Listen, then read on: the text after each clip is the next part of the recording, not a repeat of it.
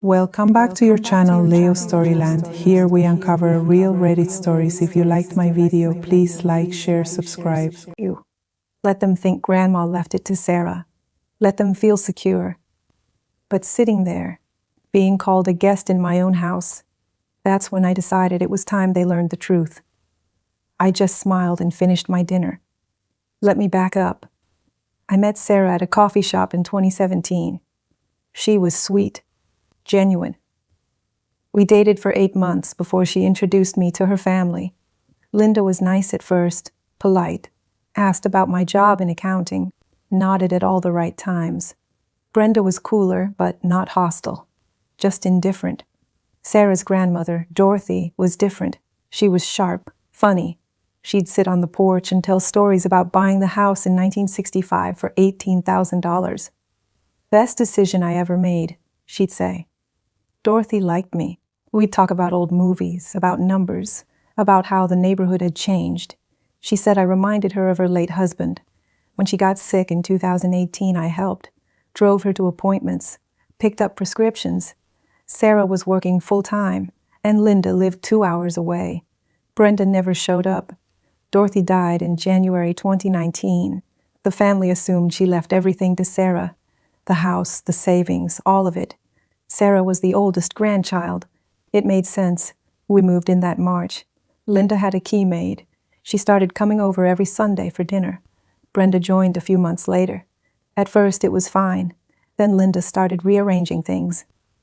Dorothy always kept the good plates here, she'd say, moving them without asking. Brenda would comment on how I mowed the lawn. You missed a spot. Small things. Annoying, but small. Sarah never pushed back. It's easier to just let them, she'd say. I let it go. Until that dinner. The comments got worse after that dinner. Linda started dropping by unannounced. She'd walk in, look around, and sigh. Dorothy would have hated that couch there. I'd be working from home and she'd just appear in the kitchen. No knock, no text. You really should repaint the hallway, Kevin. It's looking shabby. Brenda came over one Saturday and moved the living room furniture while I was at the store. When I got back, she was sitting on the rearranged couch. Looks better, right? She said. Sarah just shrugged. Does it really matter? It mattered. I started noticing other things. Linda had started calling it the family house instead of your house. Brenda posted photos on Facebook with captions like Sunday dinner at Grandma's house with heart emojis. Never mentioned me. Never mentioned Sarah. Just Grandma's house. One night I overheard them in the kitchen. I was in the hallway, about to walk in. He's changed her, Linda said quietly. Sarah used to care about family traditions. He's too controlling, Brenda agreed, acting like he owns the place. I stopped walking. Maybe we should talk to Sarah, Linda continued. Remind her where she came from. This house is her inheritance, not his. I backed away, went upstairs, sat on the edge of the bed. Sarah came up 20 minutes later. You okay? She asked. Fine, I said. I wasn't fine, but I still wasn't ready to tell her. Not yet. The breaking point came 3 weeks later.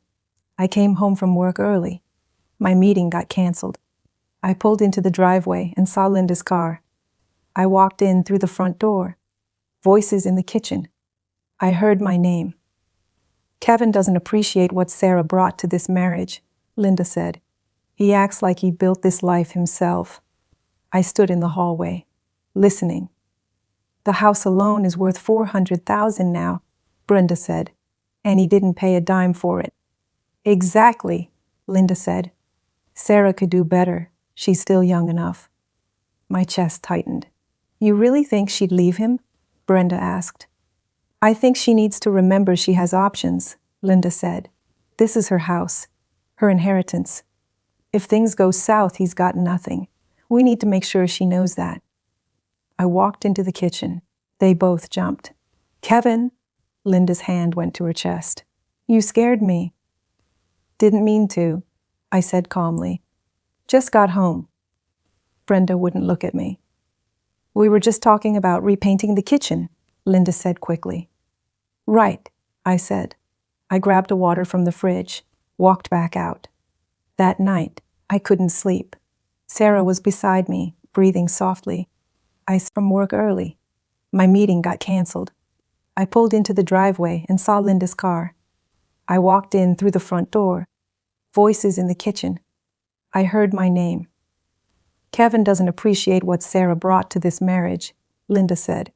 He acts like he built this life himself. I stood in the hallway, listening. The house alone is worth $400,000 now, Brenda said, and he didn't pay a dime for it. Exactly, Linda said. Sarah could do better. She's still young enough. My chest tightened. You really think she'd leave him? Brenda asked. I think she needs to remember she has options, Linda said. This is her house, her inheritance. If things go south, he's got nothing. We need to make sure she knows that. I walked into the kitchen. They both jumped. Kevin! Linda's hand went to her chest.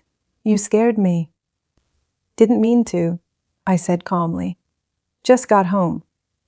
Brenda wouldn't look at me. We were just talking about repainting the kitchen, Linda said quickly. Right, I said. I grabbed a water from the fridge, walked back out. That night, I couldn't sleep. Sarah was beside me, breathing softly. I stared at the ceiling. They wanted her to leave me. They thought the house gave them leverage. Thought I had nothing. I got up, went to my office, pulled out the file I'd kept in the bottom drawer for 5 years. It was time. The file had everything. The original will, the deed transfer paperwork, Dorothy's handwritten letter to me. I read the letter again, even though I'd memorized it years ago. Kevin, you've been kinder to me than my own family these past months. Sarah is lucky to have you, but I worry she doesn't see it yet.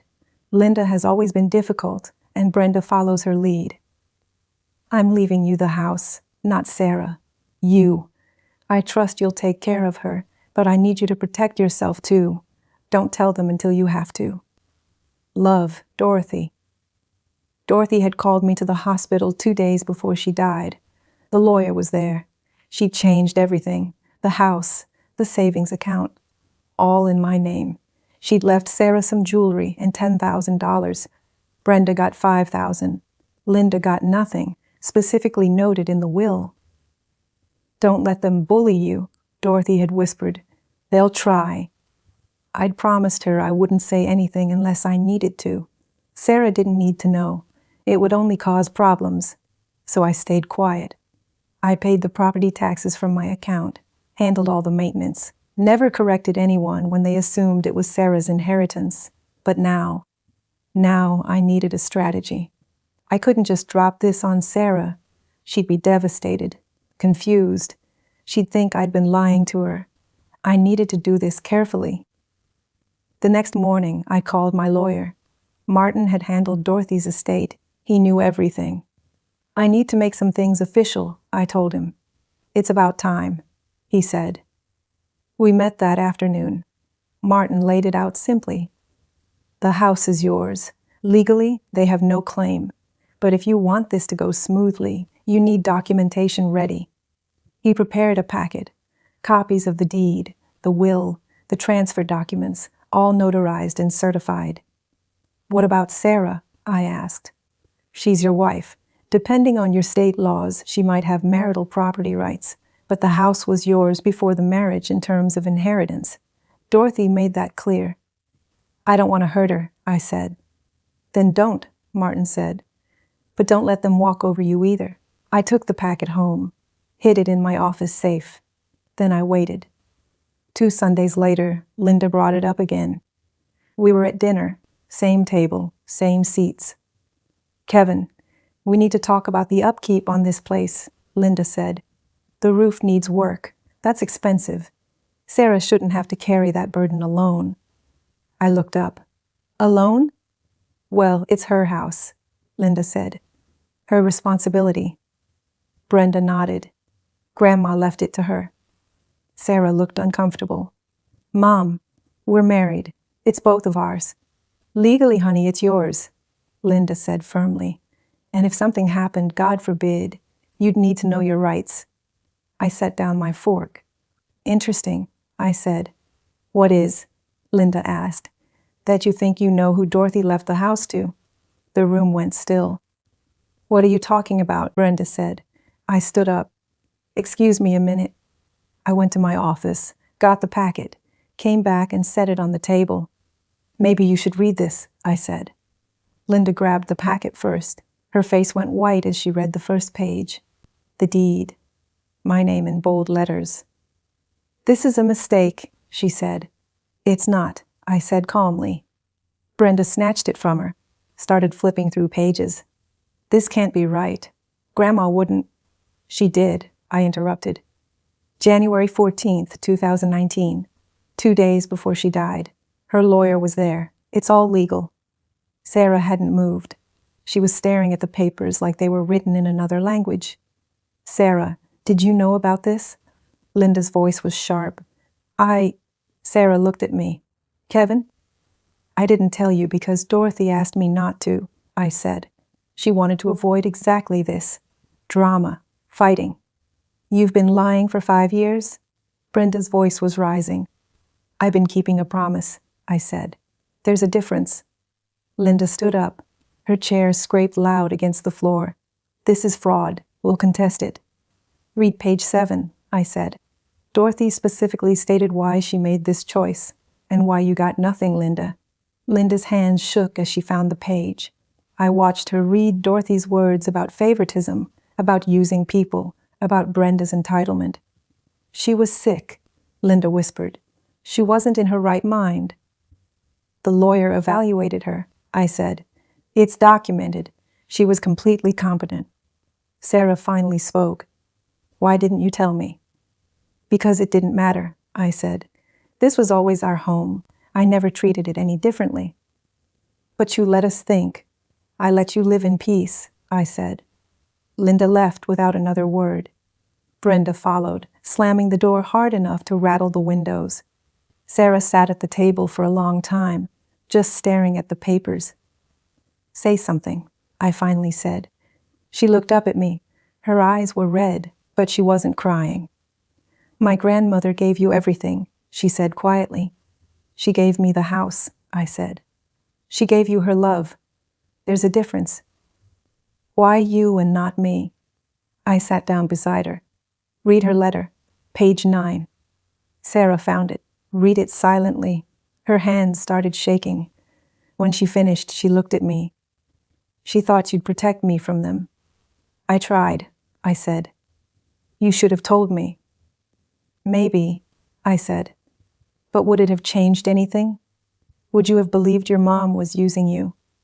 Sarah didn't answer. We sat in silence for a while. Finally, she spoke. What happens now? That's up to you, I said. This is our home. It always has been, but I'm not going to be a guest in my own house anymore. Sarah nodded slowly. I don't blame you. And your mom? She'll get over it, Sarah said. Or she won't. Either way, she doesn't get to decide how we live. 3 months later, we changed the locks. Linda called twice. Sarah didn't answer. Brenda sent a nasty email. I deleted it. The house is quiet now, peaceful. Sarah planted flowers in the front yard last week, her grandmother's favorites. We don't have Sunday dinners anymore. We have our life back.